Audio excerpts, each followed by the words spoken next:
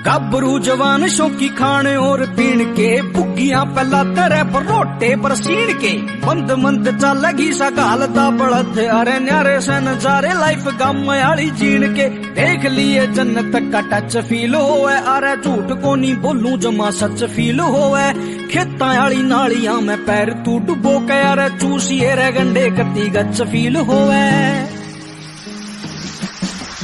पर नाक ना चटाइए कदे भी, देसिया में कमी देख के। तेरे शहर की सड़क भूल जा, गामायाली कमी देख के। भूत पपची का उत्तरे तेरा बैठक में रंग